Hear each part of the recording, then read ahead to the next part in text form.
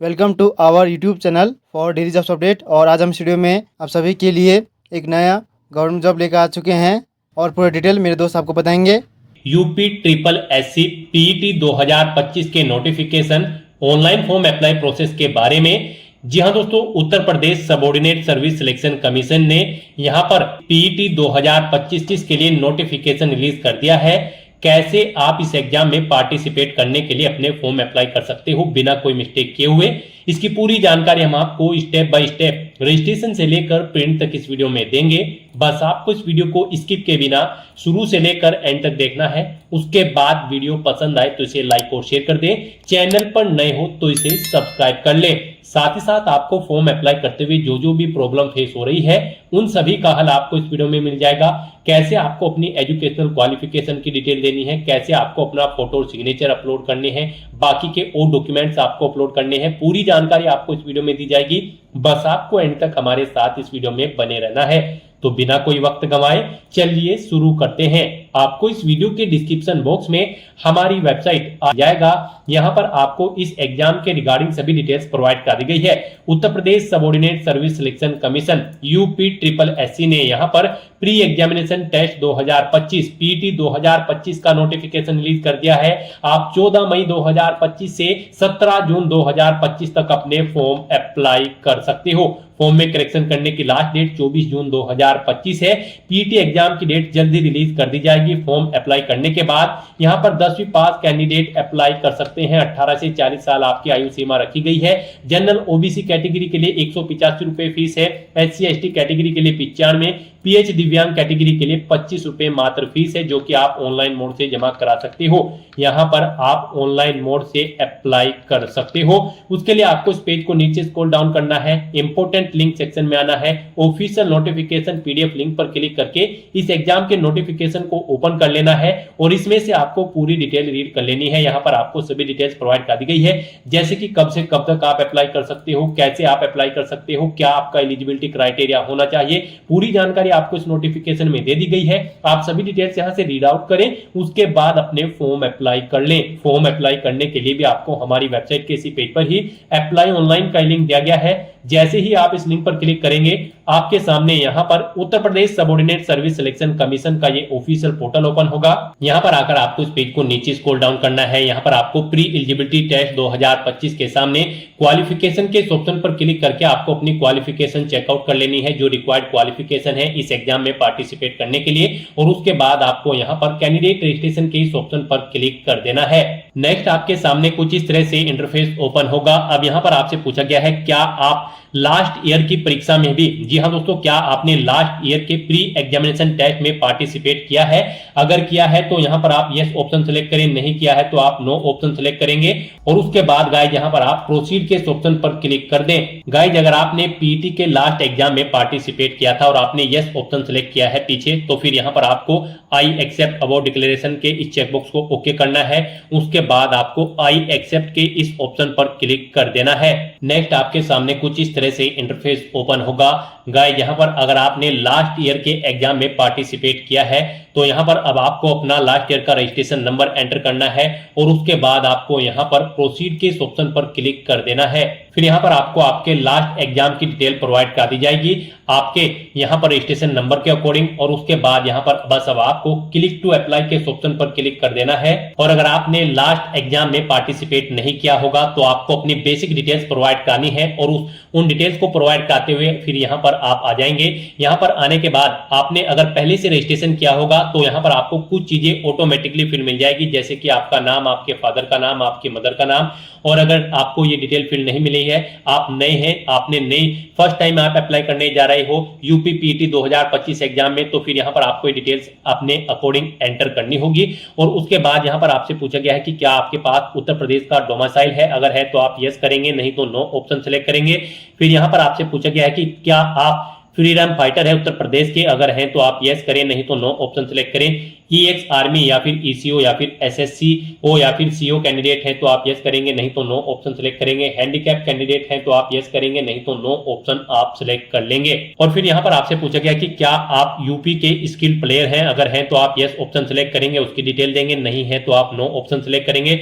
फिर यहाँ पर आपको अपना होम स्टेट सेलेक्ट कर लेना है, अपना होम डिस्ट्रिक्ट आपको सेलेक्ट करना है, अपनी कैटेगरी आपको सेलेक्ट कर लेनी है, अपनी डेट ऑफ बर्थ यहाँ पर आपको एंटर करनी है, अपना जेंडर आपको सेलेक्ट करना है, मेल या फिर फीमेल, अपना मोबाइल नंबर यहाँ पर आप एंटर करें। फिर यहाँ पर आप अपनी ईमेल आईडी एंटर करें। आपका मोबाइल नंबर और email ID active and valid होनी चाहिए। फिर यहाँ पर आपसे पूछा गया कि क्या आप शादीशुदा हैं, आप मैरिड हो, अगर हो तो यस करेंगे, नहीं तो नो ऑप्शन सेलेक्ट करेंगे। यहाँ पर अगर आप एम्प्लॉय हैं तो आपको यहाँ पर अपनी एम्प्लॉय डिटेल देनी होगी। फिर यहाँ पर आपसे पूछा गया है कि क्या आप यहाँ पर एज में रिलैक्सेशन चाहते हैं, अगर चाहते हैं तो यस करेंगे, नहीं तो नो ऑप्शन सेलेक्ट करेंगे। फिर यहाँ पर आपको अपनी एकेडमिक डिटेल देनी है। यहाँ पर सबसे पहले आपको अपनी हाई स्कूल की डिटेल देनी है। सबसे पहले यहाँ पर आप बोर्ड का नाम सेलेक्ट करें, जिस बोर्ड से आपने अपनी 10वीं क्लास पास आउट की है, पासिंग ईयर आप सेलेक्ट करें, अपना 10वीं का रोल नंबर एंटर करें। यहाँ पर आप बताएं आपका रिजल्ट परसेंट में है या फिर ग्रेड में या फिर सीजीपीए में, आप अपने अकॉर्डिंग ऑप्शन सेलेक्ट करें। कितने मार्क्स आपने ऑब्टेन किए हैं वो आप एंटर करें।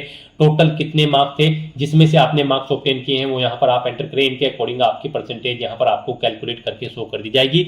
ऐसे ही यहाँ पर आपको अपनी 12वीं क्लास की डिटेल देनी है। पहले आप बोर्ड का नाम सेलेक्ट करें, पासिंग ईयर दे, अपना 12वीं का रोल नंबर दे, रिजल्ट बताएं आपका परसेंटेज में था, सीजीपीए में या फिर ग्रेड में, फिर कितने मार्क्स आपने ऑब्टेन किए हैं वो आप एंटर करें। टोटल कितने मार्क्स थे जिसमें से आपने मार्क्स ऑब्टेन किए हैं वो यहाँ पर आपको एंटर करने हैं।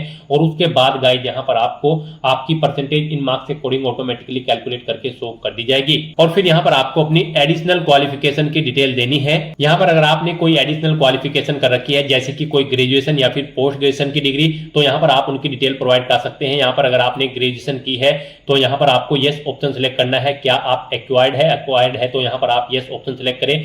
बोर्ड यूनिवर्सिटी का नाम दे जिससे आपने अपनी ग्रेजुएशन पास आउट की है, पासिंग ईयर आप यहाँ पर सिलेक्ट करें, अपना रोल नंबर या फिर सर्टिफिकेट इशू डेट यहाँ पर आप दें। उसके बाद यहाँ पर आपको अपनी परसेंट बताना है, आपका रिजल्ट परसेंट में है या फिर ग्रेड में है या फिर सीजीपीए में है। यहाँ पर आप अपने अकॉर्डिंग ऑप्शन सेलेक्ट करें। परसेंटेज में अगर है तो आप कितने मार्क्स आपने ऑब्टेन किए हैं वो आप एंटर करें। टोटल कितने मार्क्स थे जिसमें से आपने मार्क्स ऑब्टेन किए हैं वो आप एंटर करें। इनके अकॉर्डिंग आपकी परसेंटेज यहाँ पर कैलकुलेट करके आपको शो कर दी जाएगी। इसी तरह से यहाँ पर आपको अपनी पोस्ट ग्रेजुएशन की डिटेल भी प्रोवाइड करा देनी है। और फिर आपको ये कैप्चा कोड यहाँ पर एंटर करना है और उसके बाद गाइज आपको सबमिट के इस ऑप्शन पर क्लिक कर देना है। उसके बाद आपके सामने कुछ इस तरह से इंटरफेस ओपन होगा। आपने पीछे जो डिटेल प्रोवाइड कराई है अपनी एकेडमिक क्वालिफिकेशन की, उसका प्रीव्यू यहाँ पर आपको शो कर दिया गया है। अब यहाँ पर आने के बाद आपको क्लिक है to proceed for photo and signature के इस ऑप्शन पर क्लिक करना है। उसके बाद आपके सामने कुछ इस तरह से इंटरफेस ओपन होगा। अब यहाँ पर आपको अपना फोटो और सिग्नेचर अपलोड करने हैं। गाइस यहाँ पर आपका जो फोटो है उसकी विड्थ 3.5 सेंटीमीटर होनी चाहिए, हाइट उसकी 4.5 सेंटीमीटर होनी चाहिए और ये फोटो आपका जेपीजी या फिर जेपीईजी फॉर्मेट में होना चाहिए। सिग्नेचर यहाँ पर आपके उनकी विड्थ 3.5 सेंटीमीटर होनी चाहिए, हाइट 1.5 सेंटीमीटर होनी चाहिए। सिग्नेचर यहाँ पर आपके हिंदी और इंग्लिश दोनों में होने चाहिए। कुछ इस तरह से यहाँ पर आपके सिग्नेचर होने चाहिए। सैंपल यहाँ पर आपको प्रोवाइड करा दिया गया है। आपको ऐसे अपने सिग्नेचर हिंदी और इंग्लिश में करने हैं एक फाइल में और फिर यहाँ पर उन्हें आपको अपलोड कर देना है। गाइस यहाँ पर आपके जो फोटो और सिग्नेचर है वो यहाँ पर 30 KB से 50 KB के बीच में होने चाहिए। तो यहाँ पर आपको सिलेक्ट फोटो के इस ऑप्शन पर क्लिक करना है, सिलेक्ट सिग्नेचर के इस ऑप्शन पर क्लिक करना है और 1 बाय 1 करके आपको अपना फोटो और सिग्नेचर यहाँ पर अपलोड कर देने हैं। नेक्स्ट आपके सामने कुछ इस तरह से इंटरफेस ओपन होगा। अब यहाँ पर आकर आपको इस चेकबॉक्स को ओके करना है। उसके बाद आपके सामने कुछ इस तरह से इंटरफेस ओपन हो जाएगा। अब यहाँ पर आपको अपने कुछ सर्टिफिकेट्स की डिटेल प्रोवाइड करानी है और उन्हें यहाँ पर आपको अपडेट कर देना है। यहाँ पर कुछ वैकल्पिक यानी कि ऑप्शनल सर्टिफिकेट है, अगर आप इनकी डिटेल देना चाहे तो दे, नहीं देना चाहते हैं तो आप इस सेक्शन को खाली छोड़ सकते हैं। यहाँ पर आप अपना एज प्रूफ सर्टिफिकेट की डिटेल दें। यहाँ पर आप अपने रेजिडेंट प्रूफ की डिटेल प्रोवाइड कर सकते हैं यानी कि डोमिसाइल सर्टिफिकेट की, कास्ट सर्टिफिकेट की, और यहाँ पर आप हैंडीकैप कैंडिडेट है तो आप उसके सर्टिफिकेट की डिटेल भी प्रोवाइड करा सकते हैं। इसमें आपको इश्यूइंग अथॉरिटी का नाम देना है, किसने आपको आपका ये सर्टिफिकेट इशू किया है, इशू डेट आपको यहाँ पर देनी है, सर्टिफिकेट का नंबर देना है और अपडेट के ऑप्शन पर क्लिक करके अपनी डिटेल यहाँ पर आपको अपडेट कर देनी है। अगर आप ये डिटेल नहीं देना चाहते हैं तो आप इसे न दें, ये ऑप्शनल है। उसके बाद आपको इस पेज को नीचे स्क्रॉल डाउन करना है और फिर यहाँ पर आपसे पूछा गया कि क्या आप टेरिटोरियल आर्मी में कार्यरत थे, 2 साल का आपको एक्सपीरियंस है, अगर है तो आप यस करें, नहीं तो यहाँ पर आप नो ऑप्शन सेलेक्ट करें। फिर आपसे पूछा गया है कि क्या आपके पास एनसीसी का बी सर्टिफिकेट है, अगर है तो आप यस करें और उसकी डिटेल दें, नहीं है तो यहाँ पर आप नो ऑप्शन सिलेक्ट कर लें। फिर यहाँ पर आपको अपनी एड्रेस की डिटेल देनी है। पहले आपको अपना परमानेंट एड्रेस यहाँ पर एंटर करना है, उसमें आपको सबसे पहले अपना नाम देना है, केयर ऑफ देना है, फिर आपको अपना हाउस नंबर यहाँ पर एंटर करना है, स्ट्रीट नंबर देना है, अपना लोकेलिटी आपको देनी है, स्टेट का नाम सिलेक्ट कर लेना है, उसके अकॉर्डिंग आपको डिस्ट्रिक्ट सिलेक्ट करना है, अपना पिन कोड यहाँ पर आपको एंटर कर देना है। ऐसे ही यहाँ पर आपको अपने कोरोस्पोंडेंस एड्रेस की डिटेल देनी है और यहाँ पर अगर आपका कोरोस्पोंडेंस एड्रेस आपके परमानेंट एड्रेस के अकॉर्डिंग सेम है तो यहाँ पर आपको बस इस चेकबॉक्स को ओके करना है, same as permanent address. Automatically आपका कोरोस्पोंडेंस एड्रेस आपके परमानेंट एड्रेस के अकॉर्डिंग फिल हो जाएगा। फिर आपको इस पेज को नीचे स्क्रॉल डाउन करते हुए डिक्लेरेशन सेक्शन में आना है, इन चेकबॉक्सेस को ओके करना है और फिर आपको यहाँ पर यस के इस ऑप्शन पर क्लिक करना है और उसके बाद गाइस आपको यहाँ पर प्रीव्यू के इस ऑप्शन पर क्लिक कर देना है। उसके बाद आपको ये कैप्चा कोड यहाँ पर एंटर करना है और अगर यहाँ पर कोई मिस्टेक है, आपने प्रीव्यू चेकआउट किया है तो आप यहाँ पर बैक बटन पर क्लिक करके एडिट कर सकते हैं और अगर सभी चीजें ओके हैं तो बस यहाँ पर अब आपको सबमिट के इस ऑप्शन पर क्लिक कर देना है। नेक्स्ट यहाँ पर आपको अपना फीस पेमेंट करना है, आपको अपनी कैटेगरी के अकॉर्डिंग यहाँ पर फीस का अमाउंट देना है। गाइस यहाँ पर जनरल ओबीसी कैटेगरी को 185 रुपए फीस जमा करानी है, SC ST कैटेगरी को 95 रुपीज और PH दिव्यांग कैटेगरी कैंडिडेट को मात्र 25 रुपए फीस के रूप में जमा कराने होंगे, जो कि आप ऑनलाइन मोड में debit card, credit card, net banking, UPI के माध्यम से जमा करा सकते हो। तो यहाँ पर बस अब आपको क्लिक हियर टू पे द रिक्वायर्ड फीस, आपको इस ऑप्शन पर क्लिक कर देना है। नेक्स्ट आपके सामने कुछ इस तरह से इंटरफेस ओपन होगा। अब आकर यहाँ पर आपको state bank MOPS, SBI MOPS के इस ऑप्शन पर सिलेक्ट करना है और उसके बाद गाइस आपको यहाँ पर प्रोसीड फॉर पेमेंट के इस ऑप्शन पर क्लिक कर देना है। नेक्स्ट आपके सामने कुछ इस तरह से इंटरफेस ओपन होगा।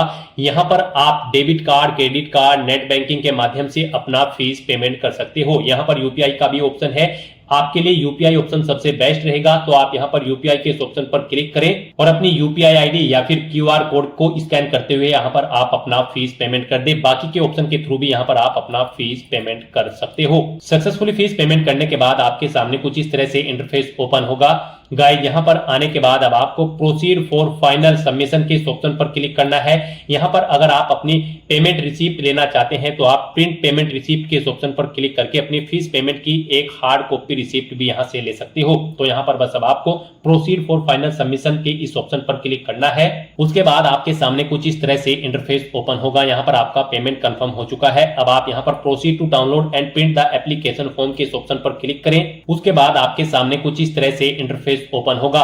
यहाँ पर गाइस आपके एप्लीकेशन फॉर्म की सभी टास्क कंप्लीट हो चुके हैं। यहाँ पर आप चेकआउट कर सकते हो registration, upload photo and signature, file remaining details, fee deposition and final submit और प्रिंट एप्लीकेशन फॉर्म। इन सभी टैब्स के सामने ग्रीन कलर में ओके का यहाँ पर आपको इमेज शो कर दिया गया है, यानी कि आपके सभी स्टेप्स यहाँ पर सक्सेसफुली कंप्लीट हो चुके हैं। अब आपको अपने एप्लीकेशन फॉर्म का एक हार्ड कॉपी प्रिंट आउट ले लेना है। उसके लिए आपको प्रिंटर के इस ऑप्शन पर क्लिक करना है और अपने एप्लीकेशन फॉर्म का एक हार्ड कॉपी प्रिंट आउट ले लेना है, फ्यूचर यूज के लिए, फ्यूचर रेफरेंस के लिए। तो दोस्तों ऐसे आप Uttar Pradesh subordinate service selection commission UPSSC PET 2025 exam के लिए अपना फॉर्म अप्लाई कर सकते हो बिना कोई मिस्टेक किए हुए। आज की इस वीडियो में बस इतना ही। आई होप ये वीडियो आपको पसंद आई होगी। अगर पसंद आई हो तो इसे लाइक और शेयर करें। चैनल पर नए हो तो इसे सब्सक्राइब कर लें। Thanks for watching.